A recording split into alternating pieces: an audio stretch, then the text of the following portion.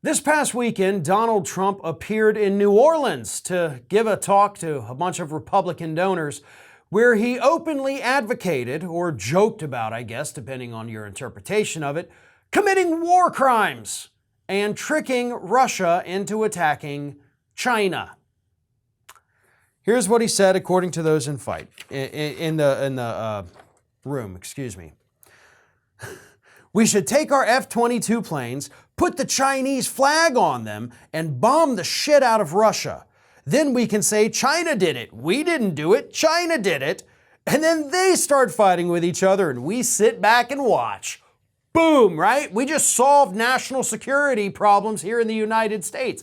We'll just pretend to be a different country, go, quote, bomb the shit out of another country, and then everything's cool. Those countries start fighting and we sit back, grab our popcorn, and laugh at them, right? Well, no.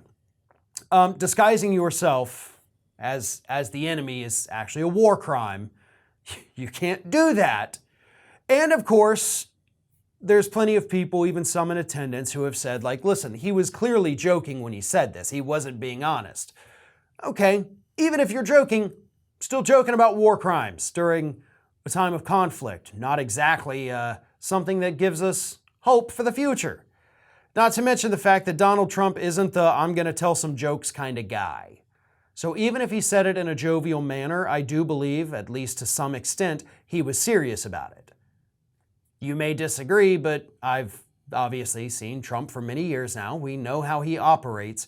He doesn't just go out there and give a bunch of yuck ha-has.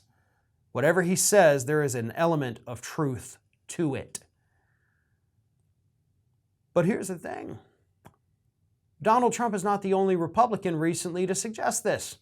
A few days before Donald Trump went out and suggested we trick Russia into launching a war against China, Sean Hannity suggested this, right?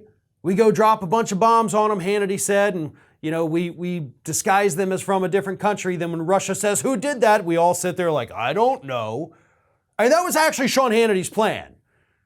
Like a substitute teacher getting hit with a paper airplane in the back and they say, hey, wait a minute, who did that? And everybody's sitting there snickering. Nobody's taking credit for it. And then Russia just gets madder and madder. I don't understand these people. Of course, these people never served in the military, so yeah, it's no wonder they have horrible military ideas. But just a year and a half ago, the guy who said paint our planes, to look like China's was the president of the United States, and he was having regular phone calls with the guy who says we paint our bombs to look like they're from another country. Donald Trump was president. He was talking with Sean Hannity. Hannity was giving him advice about policy. And this is exactly what would happen if Donald Trump got back into office. This is why he's dangerous. Because he can say he's joking. The people there can say he's joking, whatever, right? The truth is that Donald Trump, to a degree, meant what he said.